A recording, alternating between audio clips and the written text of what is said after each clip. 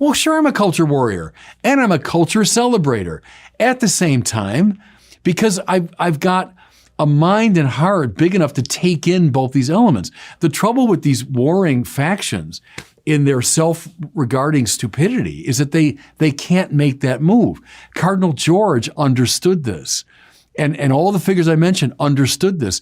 And that's the equilibrium that we're losing today, I fear, and why we need someone like him to remind us.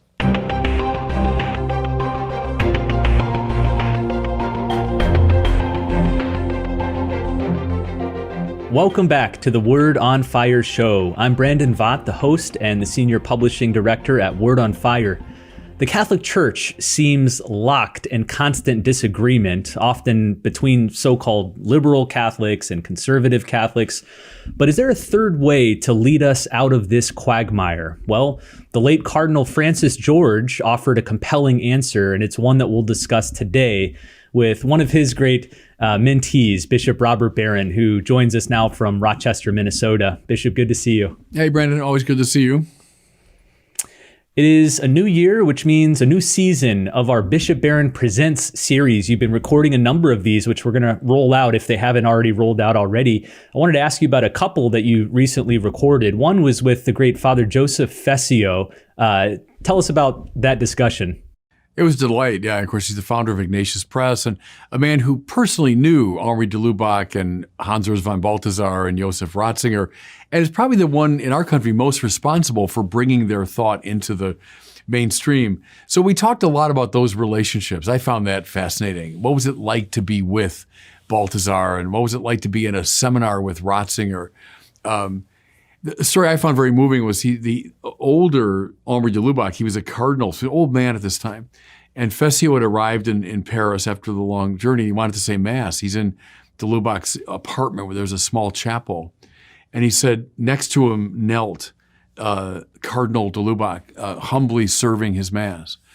And so I just love those stories, and those and many more I was able to get out of Father Fessio. So I loved it. So if that one hasn't already aired, we'll be sure to share it on YouTube, and then we'll add the audio here to the podcast.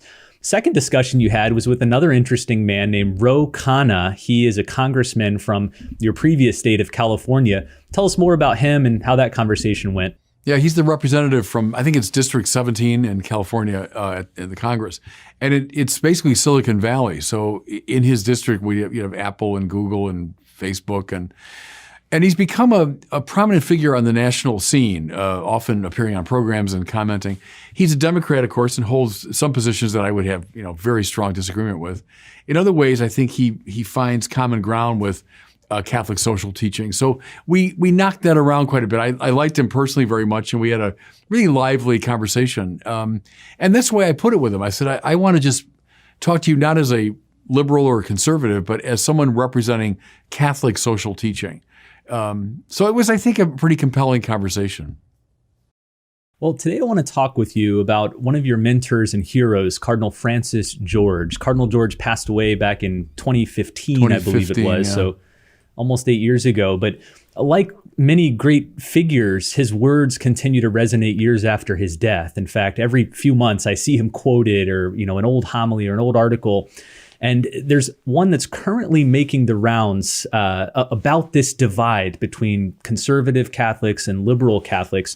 It stems back to some observations he made in 2004. At that time, he was just Archbishop Francis George. In fact, he gave this homily, which I'll quote from in a minute. And the very next day it was announced that he would be Cardinal Francis George. So this is right during that transition. Before we get to his comments, though, tell us, for those who don't know Cardinal George, a little bit about him. Who was he? Yeah, he was a great man, and as you say, a great mentor to me. He was a Oblate of Mary Immaculate. He's from Chicago. He's a Chicago native. Became a member of the Oblates of Mary Immaculate, which is a missionary order. But he was drawn very early into academic work. He loved the life of the mind and books. And he taught he got a doctorate at Tulane University, and then taught for many years in OMI institutions and universities. Then he became a high-ranking official in the OMI world, ending up in Rome. I think he was called the vicar of the order. And in that capacity, he traveled the world. He also got a second doctorate when he was in Rome. So very accomplished man, both intellectually and pastorally. And then he was, during the John Paul II years, he was drawn into the life of a bishop. He became Bishop of Yakima, Washington, was there for a short time. And then he was, for even shorter time, in Portland, Oregon. He was Archbishop there for about 9 months. And then Joseph Bernardine died, the man who ordained me to the priesthood many years ago. And so Chicago was open. And he had emerged by that time as a candidate. So he was made Archbishop of Chicago in 1997. And then I, pretty quickly fell in with him because I was a professor at the seminary and we shared a lot of, similar intellectual interests and all that. And I always enjoyed his company. And then he also was the one that drew me into this more evangelical work. He felt that there was a need, following John Paul II, to evangelize the culture. And so in many ways, I've argued he's like the grandfather of Word on Fire because he's the one who inspired me to do this work. And I've just, gosh, Brandon, in so many ways, I'll go back to him. I'll say, well, as Cardinal George said, well, there'll be a debate. I'll say, yeah, but Cardinal George really resolved this, or Cardinal George saw this more clearly. So he's someone that has just stayed very much in my mind and heart over the years. And then it's ironic. He died in the spring of 2015, I think April. I was named a bishop 2 months later, 3 months later, and then went to California. So he never knew me as a bishop. It happened right after he died. But I've always felt that he's sort of accompanied me during these years. Well, again, the evening before he was named a cardinal, he gave this homily at Old St. Patrick's Church in Chicago. I'm sure you're familiar with it. I know it well. And then he later expanded that homily into an article for Commonweal. The article was titled, "How Liberalism Fails the Church." But don't let the title deceive you. He takes equal critical shots at both liberal and conservative Catholicism. But let's start with the liberal critique he makes. I'm going to quote a little bit at length here, about a paragraph. He says, "We are at a turning point in the life of the church in this country. Liberal Catholicism is an exhausted project, essentially a critique, even a necessary critique at one point in our history. It is now parasitical on a substance that no longer exists," end quote. So Cardinal George describes liberal Catholicism as a necessary critique at one point in our history. What's he referring to? What's it critiquing? Right. See, that statement is famous and it's typical Cardinal George. It needs a lot of unpacking. I think what he means is this.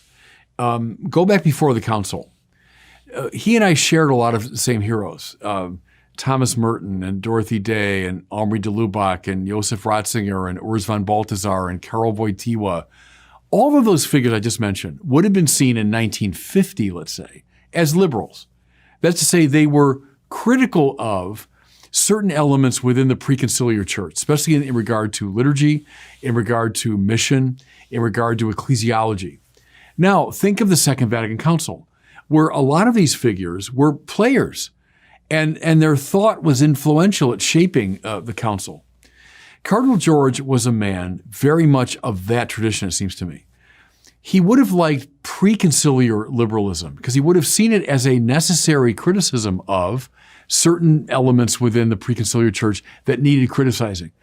And then he would have recognized Vatican II as this wonderful moment when the church in its missionary elan, the church in its proper self-understanding, its call to universal holiness, the role of the laity, all of those great themes, he would have said, yes, yes.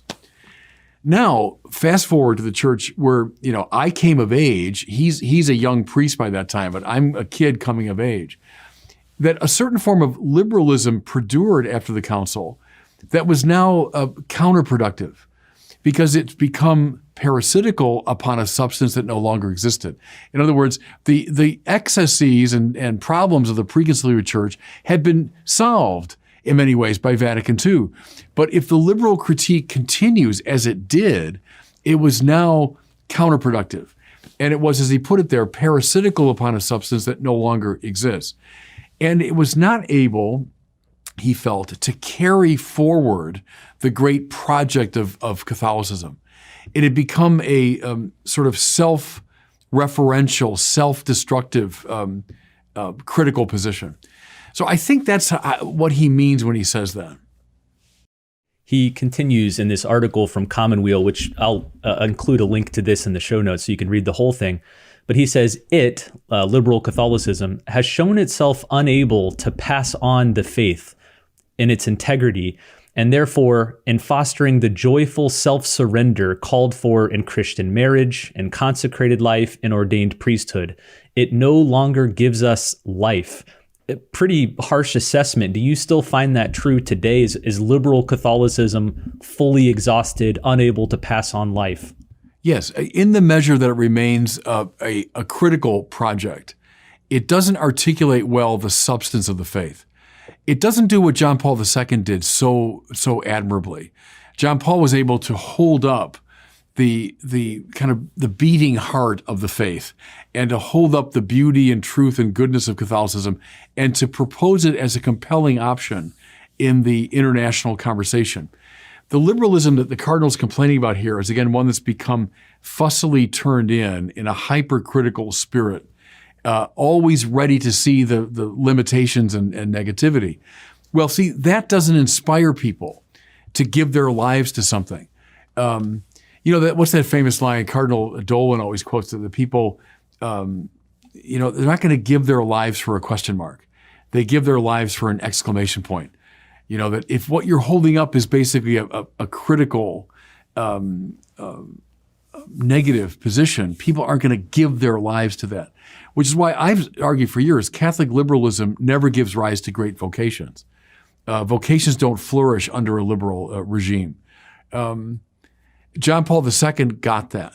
Mind you, and I think I'm anticipating your next point, mind you, that's a pre-conciliar liberal who got it. Ratzinger, that's a pre-conciliar liberal who got it. Balthasar, pre-conciliar liberal who got it. De Lubac, pre-conciliar liberal. All those people would have been seen by the conservative establishment of the 50s as sort of radical figures. But they, to my mind, I think to Cardinal George's mind too, legitimately criticized elements that were problematic within pre-conciliar Catholicism and thereby liberated and gave expression to what was rich and beautiful within it. If all you do is continue in the negative tradition without bringing forward the positive, you're going to get this lifeless form that the Cardinal's complaining about. Yeah, let's talk more about that lifeless form, because as he continues, he not only has words against liberal Catholicism, but some sharp words for forms of conservative Catholicism as well. And it's very important. People miss that in his analysis. Go ahead. I agree. And again, I think because of the headline, I don't know if the headline came from him or from an editor, but the headline just mentions how liberalism fails the church without mentioning this follow-up part that he says. So, quote, let me read it to you. He says, quote, "The answer, however, is not to be found in a type of conservative Catholicism obsessed with particular practices and so sectarian in its outlook that it cannot serve as a sign of unity of all peoples in Christ. It makes the same error as liberals in an excessive preoccupation with the church's visible government." Now, I do want to point out that he's criticizing here a type of conservative Catholicism, not whole cloth, but what type is he referring to here? Can I make reference, Brandon, to a hero that he and I have in common, and that's Cardinal Lustiger of Paris. When I was a doctoral student many years ago in Paris, he was the Archbishop, and Cardinal George deeply admired Lustiger. In fact, invited him to Mundelein when I was a professor there. Anyway, Lustiger wrote an article. He was a priest. He was a priest of Paris. Wrote an article where he said, a plague on the liberal house. So he was sharing all of John Paul's and the Cardinal's concerns about liberalism. But in the French context, he also said a plague on the conservative house that simply wants to identify the church with the Ancien Regime, the pre-revolutionary France, monarchical France, that culture from, let's say, the 18th and early 19th century, the triumphalistic political culture of that era. And he said a plague on the left, a plague on the right, and let's go with this vibrant, beautiful, true, culturally engaged Catholicism. Well, this was an obscure priest, right, in Paris, writes this letter. It appeared someplace. Well, it came to the attention of John Paul II, who was newly elected Pope at that time. And he said, he's my man.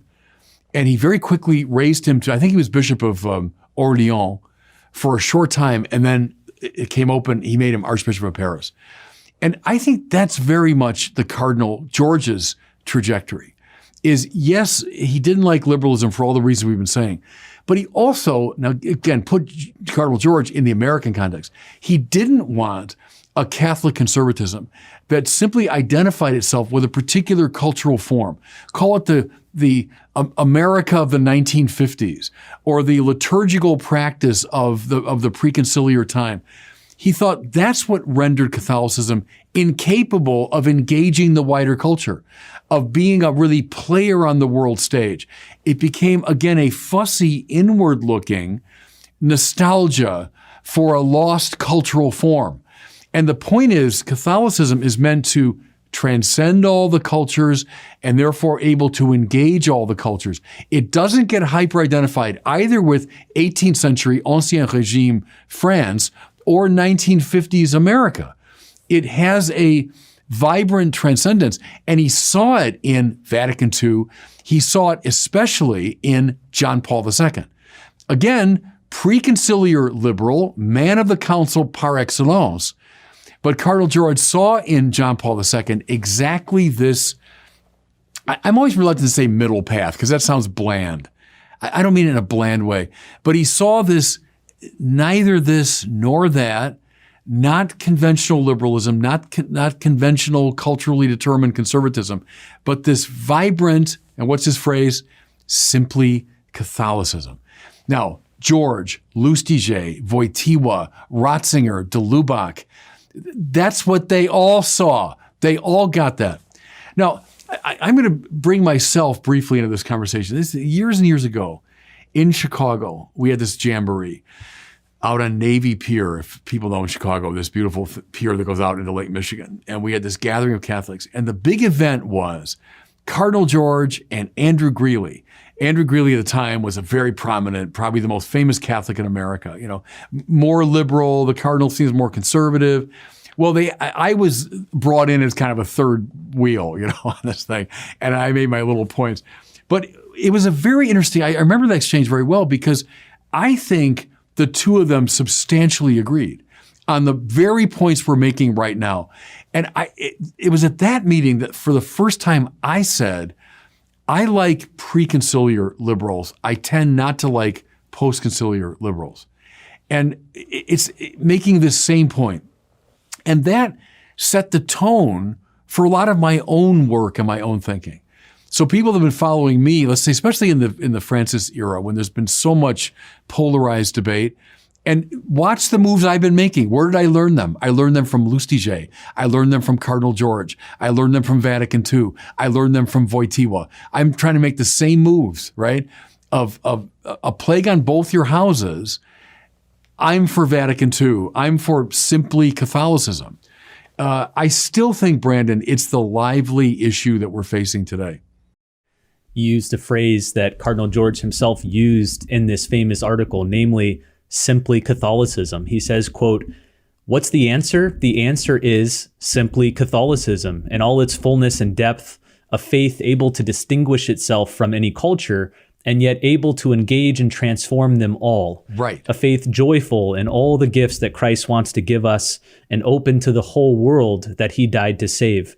The Catholic faith shapes a church with a lot of room for differences in pastoral approach, for discussion and debate, for initiatives as various as the peoples whom God loves. But more profoundly, the faith shapes a church which knows her Lord and knows her own identity, a church able to distinguish between what fits into the tradition that unites her to Christ and what is a false start or a distorting thesis, a church united here and now because she is always one with the church throughout the ages and with the saints in heaven." What do you make of that, of the stirring cry for simply Catholicism? We could do several shows unpacking that. I'll just mention that very first thing I think he says. It's transcendent to any culture and therefore able to engage every culture. The danger with a conservatism that hyper-identifies with a particular cultural form is just that, is it becomes limited to that form. Authentic, simply Catholicism in a way, transcends all the cultures. And therefore, it can engage them all up and down the centuries and now across the world. Again, look at John Paul II World Youth Day. World Youth Day is not just a nice jamboree for kids. It's embodying this very principle. You know, I've often said the kids coming from all across the world with their individual flags, great, your individual cultures, but the church transcends all those cultures and therefore is able to engage all of them. The reason why, if you just stay at the level of politics, you're never going to find peace because the flags will always start fighting with each other. But the church transcends every culture and therefore engages every culture. That's the answer. And see, we've had this civil war, Brandon, for the past 60 years after Vatican II. And John Paul and company, who articulated this vision, found the way past the war. And sadly, it's been revived in recent years. The Civil War has gotten more intense because I think we've forgotten this principle that he gave eloquent expression to. I love how Cardinal George closes this article. He references the very Pope you just did, John Paul II, who was the Pope at the time that he gave this homily and wrote the article. He says, quote, "The current PBS series on Pope John Paul II," there was a documentary called John Paul II, the Millennial Pope. He says that documentary raises the question, is this a Pope for our times or against our times? The only adequate answer is both. That is simply Catholicism, Yeah. he says. How must a pope and a bishop and a priest and every Catholic be both for our times and against our times? And how is that simply Catholicism? And may I say, because, you know, as you say all this stuff, Brandon, I'm getting nostalgic in a way because anyone that's been paying attention to me at all for the past 10 years, they'll understand, oh, that's where he's getting it from. That's what he's up to. This has been the governing principle of Word on Fire. And which is precisely why we get attacked from both the left and the right.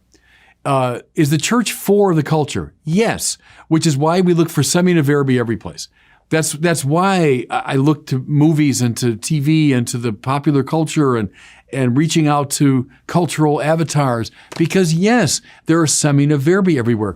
There's a self-regarding, stupid conservatism that would say, oh, no. We have to just withdraw into our fortress and everything in the culture is bad. Well, no, that's a stupid position. At the same time, am I against the culture? Yes, in many ways. I've written many articles and done videos and written books about all the demonic and fallen aspects of the culture, and the church has to rail against them from age to age. You know, look at today with the abortion, euthanasia. John Paul named it correctly, the culture of death. This kooky self-invention culture that I've been railing against. Cardinal George died before that really reached its high point. Woke culture. I mean, there's so many elements of the culture that are deeply problematic. And so, of course, we attack him. And that's why the left doesn't like me. Oh, he's a culture warrior. Well, sure, I'm a culture warrior. And I'm a culture celebrator.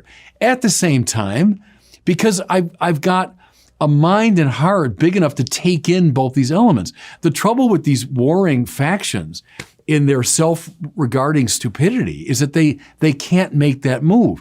Cardinal George understood this.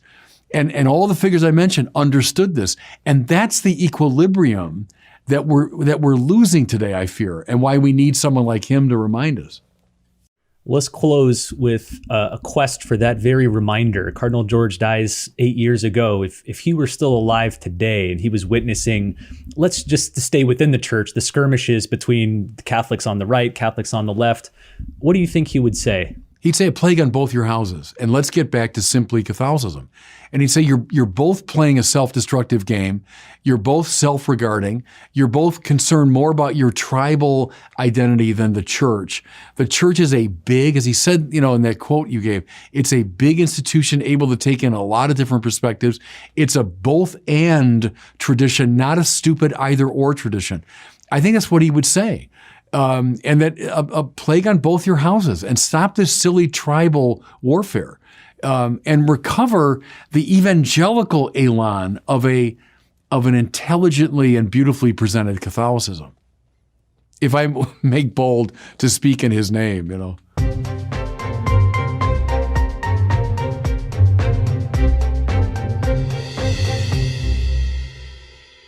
Well, it's time now for our listener question. If you have a question for Bishop Barron, you can send it in to us at the website askbishopbarron.com.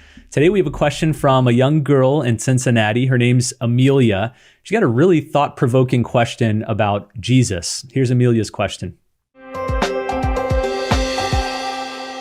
Hello, my name is Amelia. I am 6 years old. I am from Cincinnati, Ohio. My question is, did Jesus ever get sick? Thank you, and God bless. That's a good question. Did Jesus ever get sick? I don't know if, I think like Augustine, Aquinas, if they ever addressed that question. See, this proves a point I've often made that, see, a child in her innocence there is going to ask the most penetrating and confounding questions. You'd have to get at it, Brandon, how, he's like us in all things but sin, would lead us to say, well, sure, then, he got sick. It's not a sin to be sick, right? On the other hand, is sickness to some degree a function of the fallenness of the world and therefore of sin? So I suppose if I were Aquinas, that would be my, sed contra and my respondio and everything. Don't do sickness at the physical level, but did he feel sorrow? Certainly. And I suppose you'd say Adam before the fall wouldn't have experienced sorrow, but Jesus clearly experiences that. He weeps and he enters into the anguish of people. And you could say that's a result of sin, So in that sense, I'd be persuaded to say, yeah, he got physically sick. But it's good. I honestly, I don't have a good answer. I don't remember any of the great theologians addressing that particular concern. So I got to think about that some more. Well, listen, as we wind up here, I would like to encourage you to join us for the upcoming 2024 Wonder Conference. We had our first ever Wonder Conference a year ago. It focuses on topics relating to faith and science. As you know, one of today's most important evangelical tasks is to debunk the common myth that faith and science are incompatible. Well, the Word on Fire Institute's goal is to bring together renowned experts in physics, philosophy, theology, and history to address this perceived gap and to show how faith and science, properly understood, are mutually illuminating, especially on this year's topic of nature and the human body. So the actual theme is Recovering the Natural, Science and the Human Body. The conference is going to take place August 2nd through 4th, 2024, at the Rochester Civic Center. So we're coming to Bishop Barron's backyard. Speakers will include Bishop Barron, Heather Hying, John Vervaeke, Jonathan Pageau, Father Robert Spitzer, Abigail Favali, Ryan Anderson, and many more. You can find out more details and sign up for the conference by going to the website wordonfire.org/wonder. The first Wonder Conference sold out very quickly, so I do encourage you, if you want to go, register ASAP. Again, the website's wordonfire.org/wonder. Well, thanks so much for watching and listening. We'll see you next time on the Word on Fire show.